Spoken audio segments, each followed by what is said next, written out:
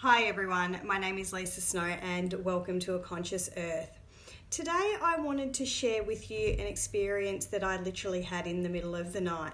So I had some other video posts that I wanted to put out before this one, but this one is actually sitting really fresh in my mind. And so at 3:30 this morning I got out of bed and I joined in a webinar hosted by Dan Mangena, who is a wealth and abundance coach. And so for 3 hours, he conducted a webinar that was hosted across the entire world. And so I've been really fortunate to be able to connect with Dan personally, and I really got a lot out of the webinar that I watched this morning. And so I felt that this was important to share this because this is something that unconsciously I have been doing for years now, but I never really had a title for it.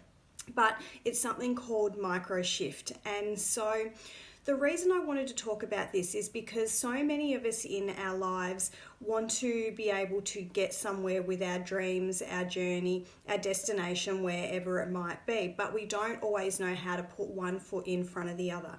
Now, years ago, when I knew that I was chronically unwell, and back then I didn't always have names and labels for what was going on. I do now because I've done the study and the research, but I virtually woke up one morning after having started my studies going, right, I've had enough. I don't want to live in this space anymore.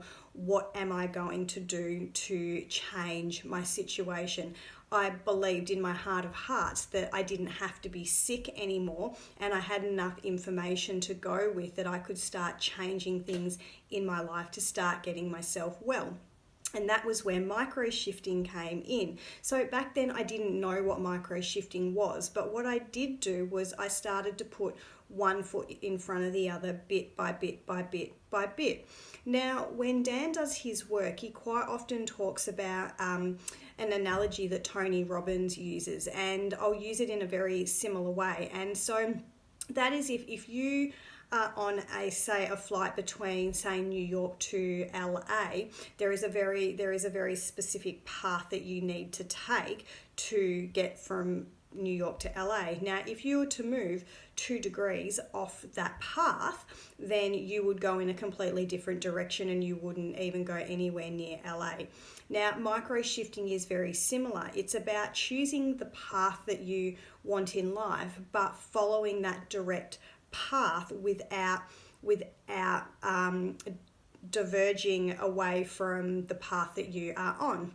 Now, I started doing this years ago, and so when I was unwell, my journey started around food and changing my food to help myself get better. And so, as I've often said, food has been a really big part of my healing journey. But the challenge that many of us have in life is that we have our dreams and our desires and our aspirations, but we have no idea how to actually get there. They seem so far out of reach that we fall into this category of victim when in fact we can have anything that we want in this world, providing we put those steps in place.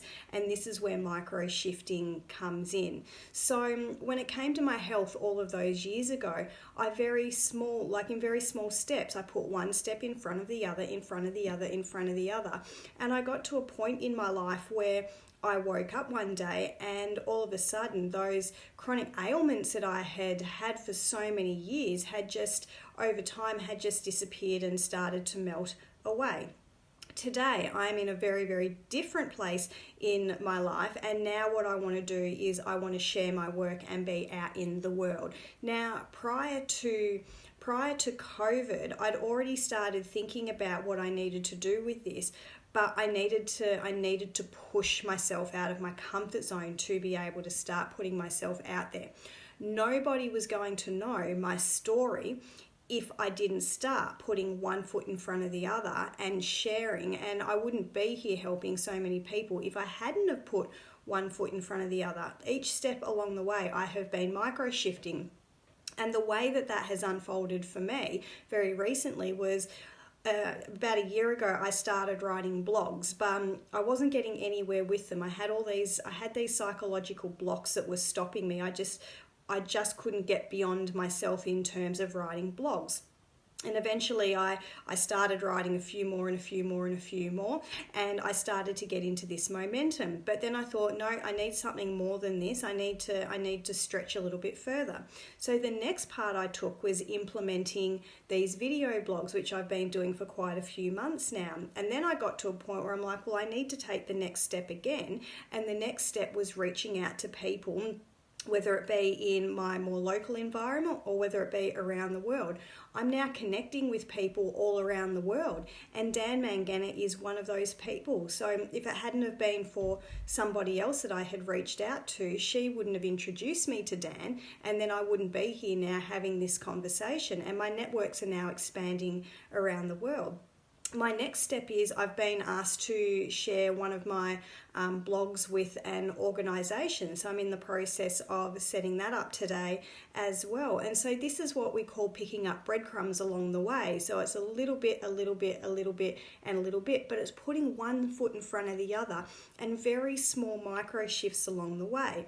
Now, I have an idea as to what my end game is. Now, my end game is always going to be changing because I have such big dreams and aspirations, but I can't necessarily see the entire path in the middle, and that's because our subconscious minds operate on 99, that's not correct, approximately 95% on autopilot most days. So we just go about our life unconsciously, mostly. And so about 5% of the day we are actually conscious in what we are doing. I am sitting here in a very conscious moment right now, putting together a video blog to put out to the world.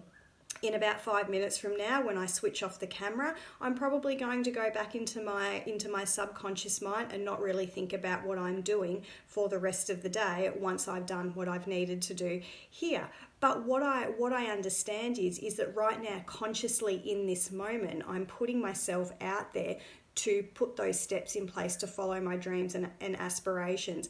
My path is not clear, but what I do know is that I'm on the path, I'm picking up the breadcrumbs along the way, and I know that my destination is over there, and I'm just doing it little bit by little bit by little bit. And so that's what micro shifting is. And so I feel that this is such an important topic of conversation because most of us sit here wishing to win the lottery so that you can have financial freedom. You're wishing for something in life, but not actually taking the steps in life to do what you desire because it's uncomfortable. And you know what? I sit in a state of being uncomfortable all the time, but that's a really big part of my progress and getting beyond being myself. When it comes to health as well, people will say, I can't lose the weight because, and we're constantly blaming and blaming and blaming and blaming. And I have my moments where I fall back into my subconscious patterns and behaviours and all the programming that I've had my entire life. I can occasionally do that as well. And sometimes I have to wake up to the fact and go, actually, no, this isn't anybody's doing here. This is something that I need to take control of, and I'm the only one that's responsible for this. We live in such a world where we want to blame all the time, but once we start taking responsibility and doing something about it, that's where things start to unfold. And that's a space that I am in at the moment. I'm taking responsibility for the fact that this is what I want to be doing with my life, but nobody's going to do it for me. I have to get uncomfortable.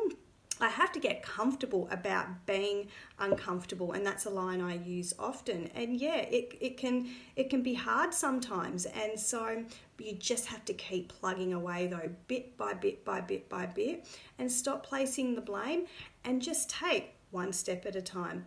Anyway, I kind of rambled there a little bit at the end. I get really passionate about these things, but please go and check out the work of Dan Mangena. I haven't known Dan for all that long, but his work resonates with me. He speaks my language. It's work that I have done previously, but he just puts it in a way that really makes sense on a very, very basic level. So I hope you got something out of today, and I look forward to being back here with you with some more video blogs soon. Bye for now.